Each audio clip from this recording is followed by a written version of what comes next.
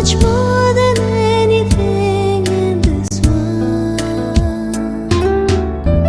Nothing compares to you, Lord. You're the King of kings and Lord of all lords. Jesus, you're my love, my strength. My heart longs for a friend like you. Jesus, you're my love, my strength. My heart longs for a friend like you. My heart I give to you, Lord. You're much more than anything in this world. Nothing compares to you, Lord. You're the King of kings and Lord of all lords.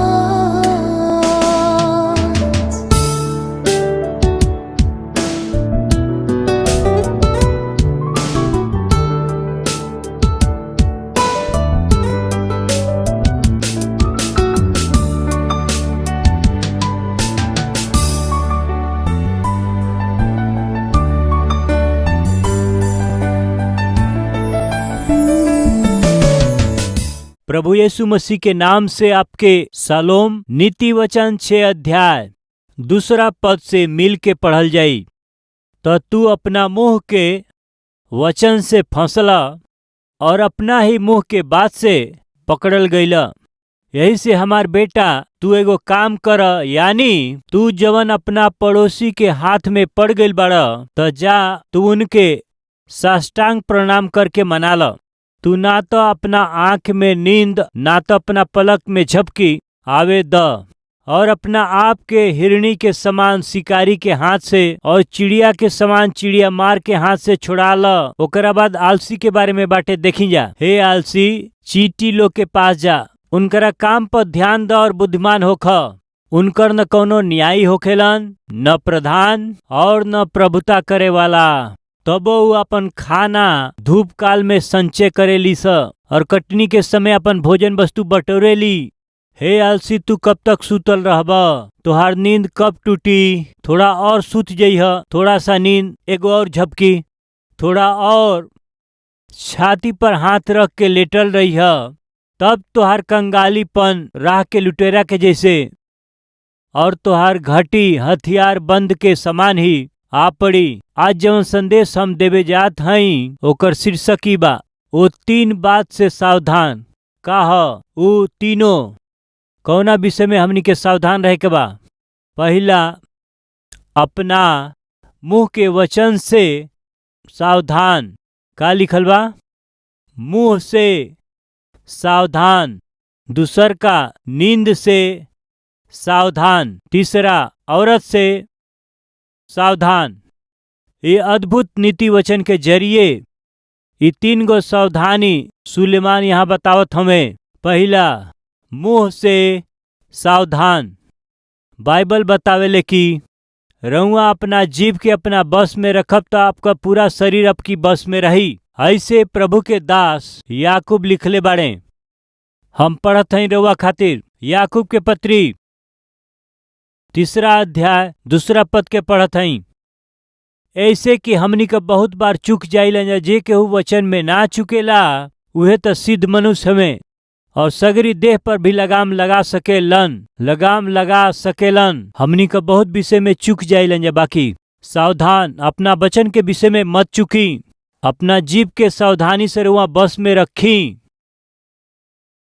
यदि केहू अपना जीभ के विषय में सावधान बात, वो अपना जीवन में दोष रहित होके सगरी देह पर भी वो लगाम लगा सके लन।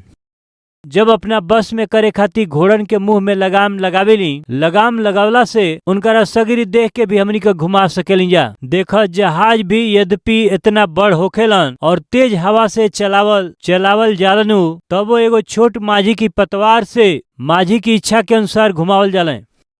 वैसे ही जीभ भी एगो छोटा सा अंग बा और उ बड़ा बड़ा डिंग मारेले। देखी थोड़ा सा आग से बड़ जंगल में आग लग जाले। जीभ भी एगो आगी हवे। जीभ हमनी के अंग में अधर्म का एगो लोक हवे और सगरी देह पर उ कलंक लगावे ले और जीवन गति में एगो आग लगा देवेले और नरक कुंड के आग से उ जरत रहे ले। 9वां वचन, यही से हमनी का पिता परमेश्वर के स्तुति करे लिंजा और यही से इंसान के जीवन परमेश्वर के स्वरूप में उत्पन्न भइल बा श्राप देवे लिंजा। एक ही मुंह से धन्यवाद और श्राप दोनों निकलेला। हे हमार भाई लोग, ऐसा ना होके के चाही। का सोता के एक ही मुंह से मीठा और खरा जल दोनों निकलेला का? हे हमार भाई लोग, का अंजीर के पेड़ में जैतून या दाख के लता में अंजीर लग सकेला का? वैसे ही खारा सोता से मीठा पानी एकदम नहीं निकल सकेला। अपना जीभ के बारे में सावधान। रौरी मुंह से आशीष के वचन और वही समय श्राप के वचन ना निकले के चाही। सावधान। इतने ही नहीं, यही नीति वचन में प्रभु के दास नीति वचन के बारे में सावधानी बतावत हमें। आई जा पढ़ी जा। 6 वस्तु से यहोवा परमेश्वर बैर रखेलन, बाकी 7 को बा जवना से उनके घृणा बा। उ का हवे? यदि सवाल कैला से, यानी कि घमंड से चढ़ल आंख, झूठ बोले वाली जीभ और निर्दोष के लहू बहाए वाला हाथ। झूठ बोले वाला जीभ से परमेश्वर घृणा करेलन। 19वां वचन, झूठ बोले वाला साक्षी और भाई लोग के बीच में झगड़ा पैदा करे वाला आदमी, यानी जवन बात नइखे ओके कहे वाला। झूठ बोले वालन से परमेश्वर घृणा करेलन। जीभ के विषय में हमनी के सावधान रहे के बा, काहे कि जीभ से हमनी का जवन गलती करे लिंजा और पाप करे लिंजा जान खाती खतरा बा। ई बाइबल के संदेश बा। याद बा एक बार बतौले रहनी, एगो बुजुर्ग महिला यात्रा करत करत शाम होते होते एगो गांव में चल गईली। रास्ता के बीच में एगो गांव में गईली। वो गांव में आराम करके सुबह उठ के सोचली कि हम चल जाई। बाकी असली में वो गांव के लोग अच्छा बा या बुरा बाटे, ये उनकर सवाल रहे। यदि बुरा बाटे तो उनकर खातिर ठीक नहीं खे, यदि अच्छा बाने तो शांति से सुत जाइए। यही से एगो गांव से आए वाला बुजुर्ग से वो पूछली कि भैया ये गांव अच्छा बाटे का? ऐसे पूछली। तब वो गांव से आए वाला आदमी कहले, तोहार जुबान अच्छा बाटे का? ऐसन बात कहले। ई कहा इतना बड़ा बात कहला पूछला से? फिर वो आदमी कहले कि तोहार जीभ यदि अच्छा बाटे तो हमार गांव अच्छा बा। यानी सच्चाई का बा कि आज हमनी के बहुत से कष्ट का परिवार में रहे वाला झगड़ा का भी आंसू का मुख्य कारण का बाटे कि राउर जुबान ही सही ना रहेला। राउर जुबान अच्छा नहीं खे, यही से रौरी घर के परिस्थिति ठीक नहीं खे। राउर जुबान ठीक नहीं खे, यही से रौरी रिश्तेदारन के साथ राउर रिश्ता ठीक नहीं खे। राउर जुबान अच्छा नहीं खे, यही से बार बार नौकरी तोहार छूट जाला। राउर जुबान अच्छा नहीं खे, यही से केहू से तोहरा जीवन में मेल नहीं खे। राउर जुबान अच्छा नहीं खे, यही से रउआ अपना आप से आसपास के वातावरण के रउआ अशांति से भर देवेली। यदि रउआ अपना जीवन में अच्छा दिन के देखल चाहत हई तो अच्छा दिन रउरी जीवन में आवल चाहता तो रउआ के का करे के बा? इहो बाइबल में लिखल बा। पतरस के पहली पत्री 3 अध्याय 10 पद पढ़त हई।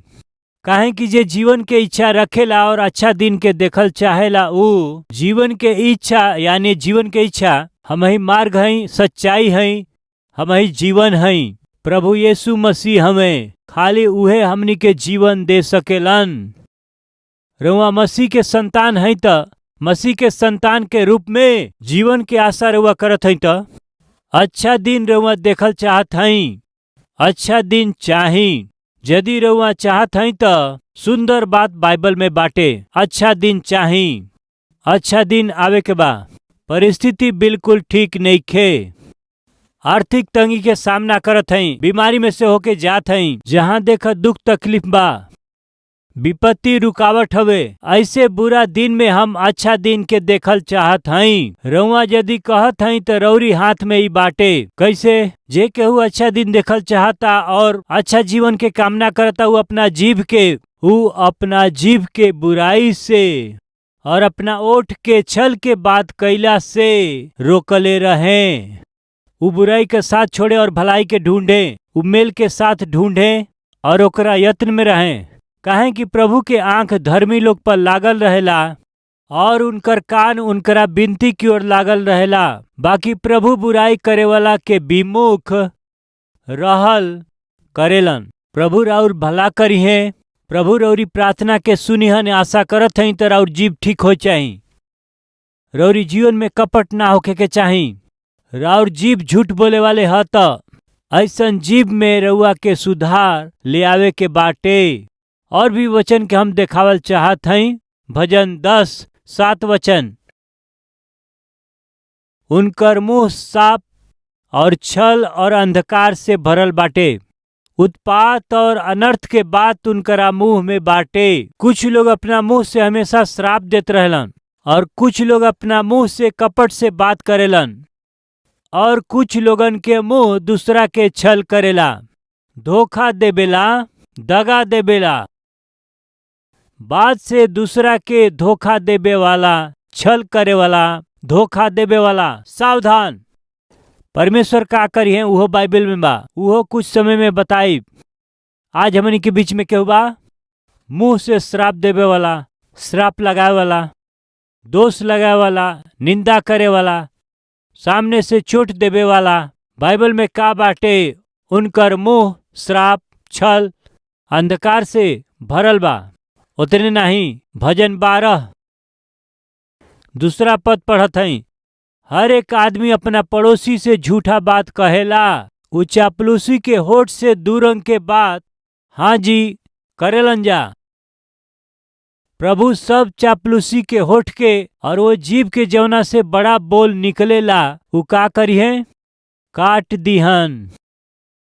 चापलूस ओठ के और वो जीव के जवना से बड़ा बोल निकलेला उ काट दीहे। फिर वह कहब कि बहुत से लोग झूठ बोलता ओकर का छल करत हमें बहुत से लोग अपना जीव से, बाकी उनकर जीव ना कटल। सुनी जा, परमेश्वर के न्याय करे के एगो दिन बाटे। आज इंसान जितना भी निडर होके पाप करे, बाकी ओकरा मरला के बाद में एक दिन निश्चय रूप से परमेश्वर के सामने खड़ा होके के पड़ी। बहुत से लोगन के इस समझ और सोच नहीं खे। मनुष्य के मरला के बाद उनकरा जरिए कल गेल हर एक पाप और मुंह से बोलल गई हर एक व्यर्थ बात के विषय में न्याय के दिन उनके न्याय के सामना करे के पड़ी। बाइबल कहेले कि मनुष्य के हर एक बेकार के बातन के विषय में न्याय के दिन हिसाब देवे के पड़ी। मेहरबानी से ध्यान दे, परमेश्वर हमनी के दूगो कान, दूगो जीभ देले बाड़े। हाँ कहे वाला जोर से ताली बजावा जा। दूगो जीभ परमेश्वर इंसान के ना दिहले, सांप के दिहले। कुछ लोग ताली बजावे के कोशिश करता। परमेश्वर इंसान के एगो जीभ दूगो कान दिहले, कारण जानत हई ज्यादा सुने खातिर और कम बोले खातिर। बाकी हमनी में से बहुत लोग कम सुनेला, ज्यादा बोलेला। रौरी बात करे वाला हर एक बेकार बात के निश्चय परमेश्वर हिसाब एक दिन ली है। रौरी जीभ से हो सकेला, आंख से हो सकेला और शरीर से भी हो सकेला। रउआ दूसरा से छिप के कितनो बड़ पाप करी त एक दिन परमेश्वर ए सगरी के हिसाब करी है।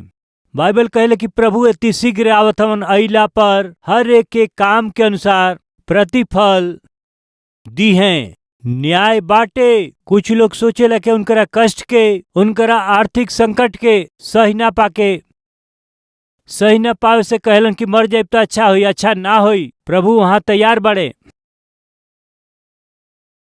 वहां न्याय कइल जाई। वहां न्याय के जगह बाटे, वहां न्याय करे वाला बाड़े। परमेश्वर इंसान के जीवन दिहला के बाद में परमेश्वर उनके दिहल गए जीवन से मनमर्जी से जिए वाला, गलत काम के करे वाला, अपवित्र काम करे वाला, अपना शरीर के अशुद्ध करे वालन के एक दिन उनकर न्याय होखी। वो न्याय में केहू के भी धर्मी बनना के कहू चांस ना होई। जे केहू वो न्याय में धर्मी ना ठहर पाई वो सीधे नरक में जइहन, बाइबल ही बतावेले। फिर हमनी का होई? रोमियो के पत्री 8 अध्याय 1 वचन में जे केहू प्रभु यीशु मसीह में बाटे उनकरा पर दंड के आज्ञा नइखे। काहे खातिर?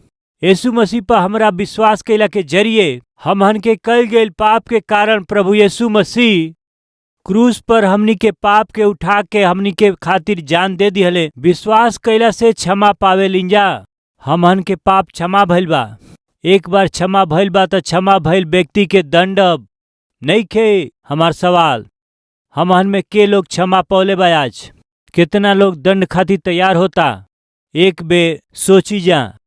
जीभ से मनमर्जी से बात कइल, जीभ से झूठ बोलल, भोला भाला लोगन के धोखा दिहल, दगा दिहल, इस सब कुछ रउआ खातिर, भविष्य खातिर नाश के विनाश के लेके आई। मत भूली। वही समय कुछ लोग बेकार रूप से बहस करत रहलन, समय बेकार करत रहलन। ऊ अपना आप के महान ज्ञानी समझलन। उनकरा कल गईल सवाल के जवाब केहू ना दे सकेला ऐसन धोखा में रहलन। ऐसे बहस करे वाला, सवाल करे वाला, तंग करे वाला, हमरा सवाल के जवाब केहू ना दे पाई सोचे वाला लोगन से मुलाकात होखत रहेला। एक दिन एगो आदमी ट्रेन में यात्रा करत समय बाइबल पढ़त रहले। ऐसे बाइबल पढ़े वाला व्यक्ति से सामने वाला आदमी, ओहो ई बाइबल पढ़त हूँ तो क्रिश्चियन होखी है, केहू तरह से इनके परेशान करब, ई सोच करके वो बाइबल पढ़त पढ़त ए बीच में ट्रेन में केहू वो चिकन पीसेस बेचला से चिकन पीस के पैकेट के खरीद रहले, बाइबल के रखले, चिकन पीस खात रहले। जब वो खात रहले तो सामने वाला कहले, काजी तोहरा बाइबल में कुछ बात समझ में ना आवेला ना? समझ में ना वाला बात कुछ बाइबल में बा ना? फिर समझ में ना वाला बात परमेश्वर बाइबल में काहे रखले? वास्तव में ये बाइबल के समझे खातिर परमेश्वर लिखौलन तब जौन मनुष्य के समझ में ना आवे उ काहे लिखौले? ए रीति से वो बहुत ज्ञानी हमें वैसे सवाल करत रहले। ऐसे सवाल करत उ आदमी तब चिकन के पीस खात खात जवन हड्डी रहल उ किनारे रखे लगलन। ऐसे जब वो हड्डी के अलग रखत रहले, सामने वाला आदमी के गुस्सा आवत रहे, काहे जी हमारा सवाल के जवाब दिहला बिना हड्डी के किनारे रखत हवा? फिर भी ई हड्डी के करा खाती बाटे ऐसे पूछले।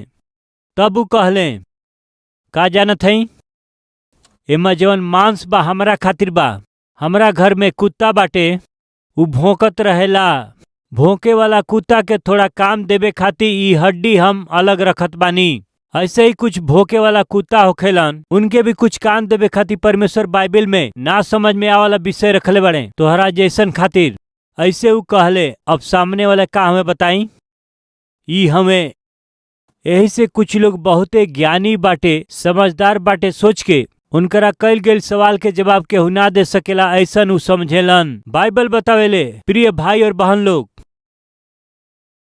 परमेश्वर नईखन ऐसन के सोचेला?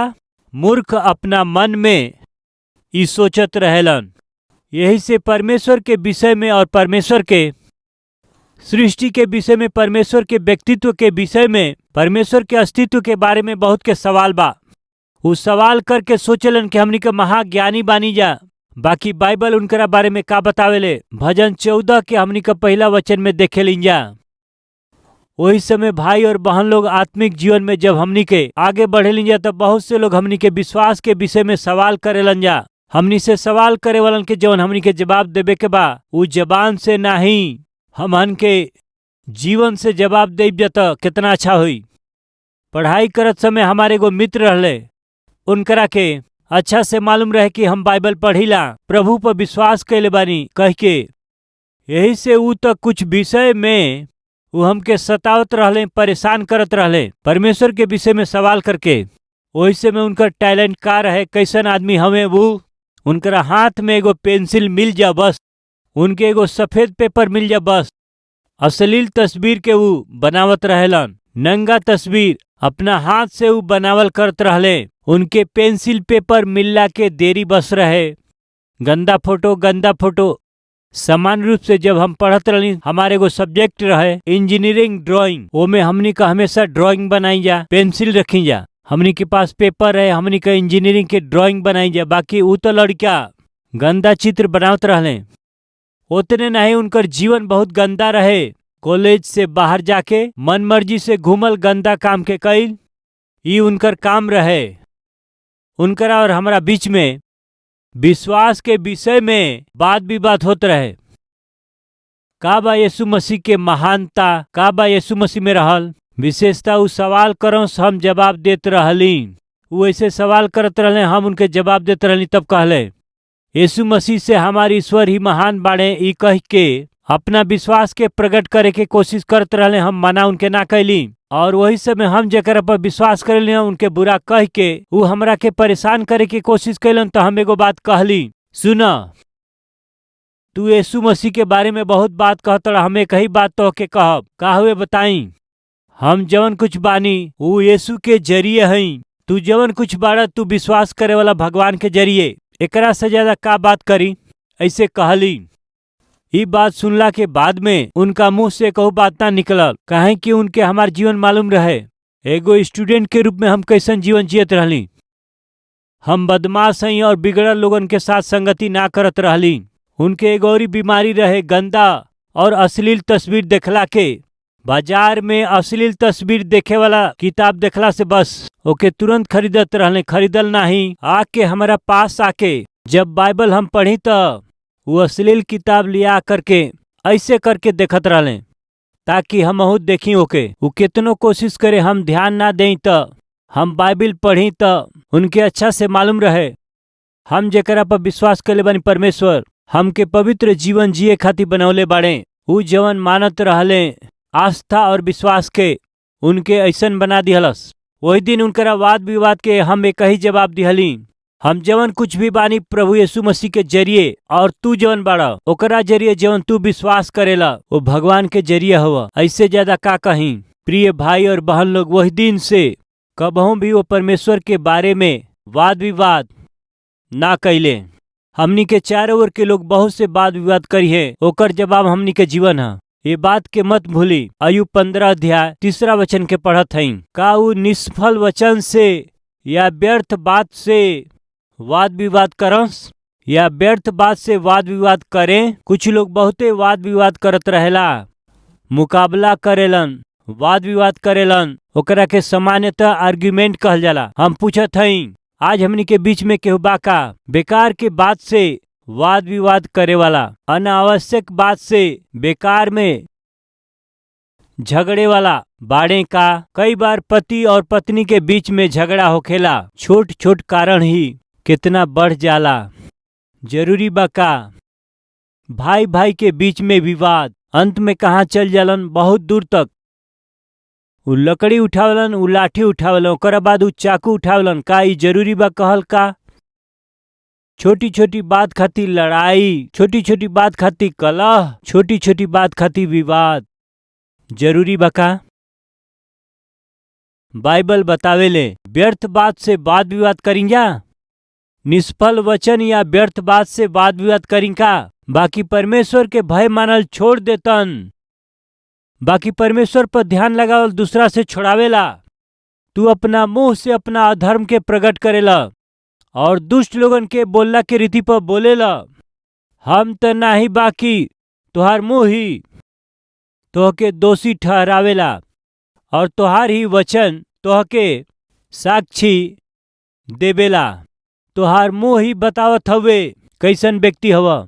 ई विषय जानत हई, रउआ का है और बुद्धि का है और व्यक्तित्व का है, इहे बतावेला। दुनिया में केहू के बतावला के जरूरत नहीं के 10 मिनट बात करी सब कुछ पता चल जाला।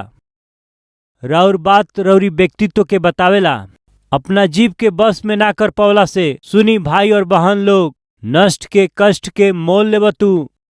आज राउर बहुत से कष्ट, विपत्ति, आर्थिक तंगी, दुर्घटना के कारण का बात जानत हई? ई जीव ह। राउर जीव ठीक नहीं, यही से ये जीव के वश में नहीं कर पावत, यही से अपना ही हाथ से कष्ट के लियाइल बानी। थोड़ा जीव के बस में कैला से कितना अच्छा होई। फिर से याद करावत हई, राउर जुबान अच्छा भइला से बताई का ह? थोड़ा जोर से बोली, थोड़ा जोर से बोली। रउआ ठीक से जवाब नहीं देत। राउर जुबान ठीक होई तो राउर घर भी ठीक होई। जुबान ठीक भइला से राउर घर भी ठीक से रही। जौना गृहिणी के जीभ ठीक ना होई ओकर घर में शांति ना होई। जौना पति के जीभ ठीक ना होई वो घर में शांति ना होई। जौना लड़कन के जीभ ठीक ना होई वो घर में शांति ना होई। जीभ के विषय में सावधान।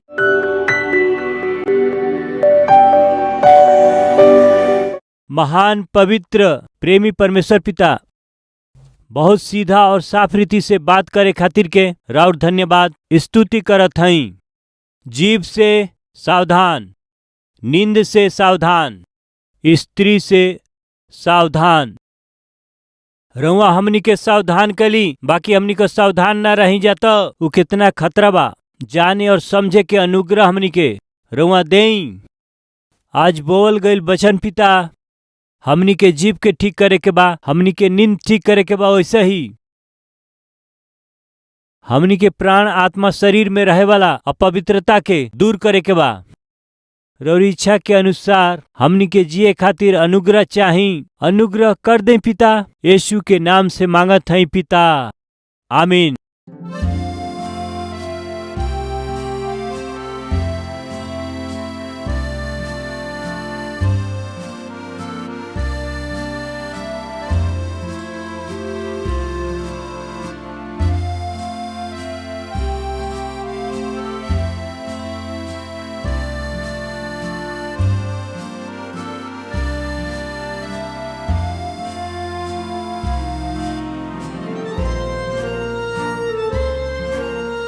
भाई और बहन, रउआ सबके सलाम। रउआ अच्छा है। कलवरी आवाज 2003 में शुरुआत भइल और आज 2023 के 20 बरिस हो चुकल बा। प्रिय रउआ ये टीवी प्रोग्राम से प्रेम कैली, प्रोत्साहित कैली, प्रार्थना कैली और उतने नहीं अपना भेंट के जरिए रउआ सब मदद कैली। यही से हम रउआ सबके पूरा दिल से धन्यवाद करत हई। आज एक कार्यक्रम के जरिए हजारों और करोड़ों लोगों तक जीवित परमेश्वर के अद्भुत सुसमाचार के पहुंचावे खातिर रउरी जरिए कैल गई मदद खातिर हम दिल से धन्यवाद देते हैं। और यही समय हमनी कही कलवरी आवाज के कार्यक्रम भोजपुरी में ही ना, भारत देश में बोले वाली हर एक मुख्य भाषा में प्रभु यीशु मसीह के सुसमाचार के हम पहुंचा सकें परिश्रम करत हैं। वैसे ही हर महीना लगभग 650 टीवी कार्यक्रम के प्रसारित करत हैं जा। बोझ से भरल इस सेवकाई आगे जाए के बात निश्चित रूप से राउर सहायता, प्रार्थना और सहयोग बहुत जरूरी बा। एगो कार्यक्रम के प्रसारण खातिर अनेक चैनल के माध्यम से 20,000, 30,000, 40,000, 50,000 तक एगो कार्यक्रम खातिर खर्चा करे के पड़ेला।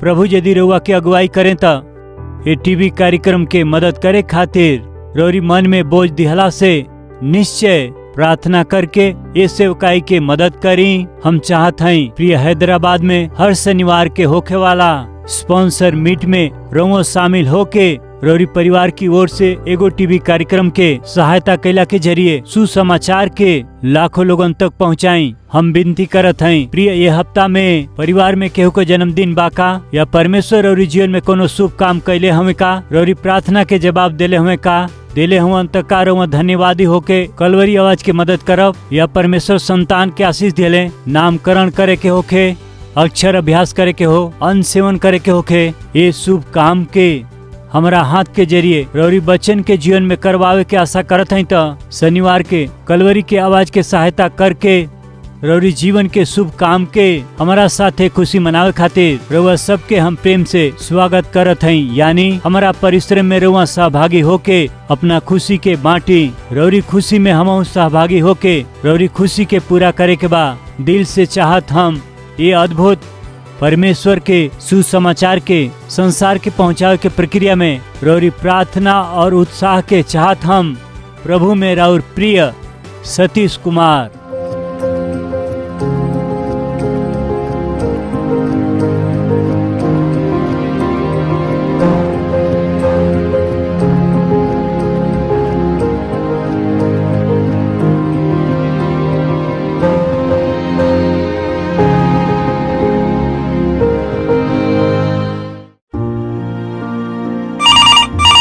शालोम।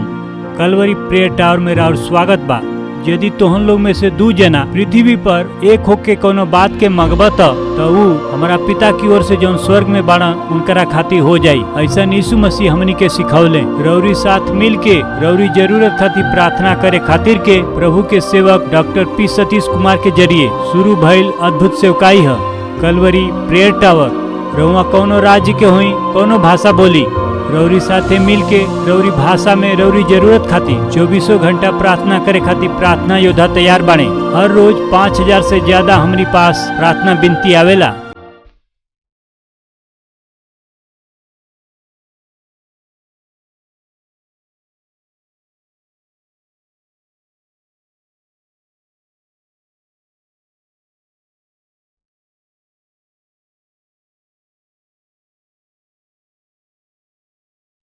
प्रभु के सेवक प्रार्थना करेलन, प्रार्थना योद्धा प्रार्थना करेलन, पूरा कलीसिया मिल के प्रार्थना करेले। प्रभु अद्भुत काम करत हमें।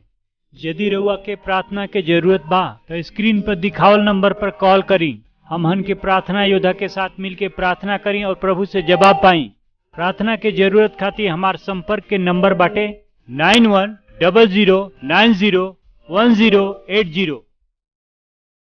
सब करा के उद्धार का मौका देवे खातिर के 17 भाषा में प्रभु के सेवक वचन सुनावेलन और प्रार्थना करेलन। जैसे कि वचन में लिखल बा, रोज रोज उनके उद्धार के सुसमाचार सुनावत रह।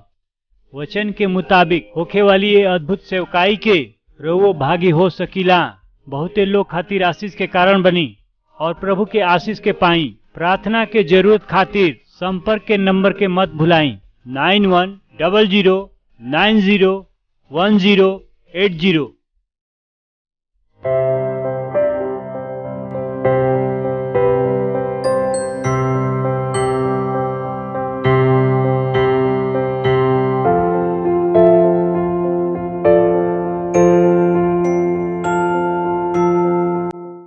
हमार पता बा Calvary post box number 30 Kukatpally Hyderabad 72।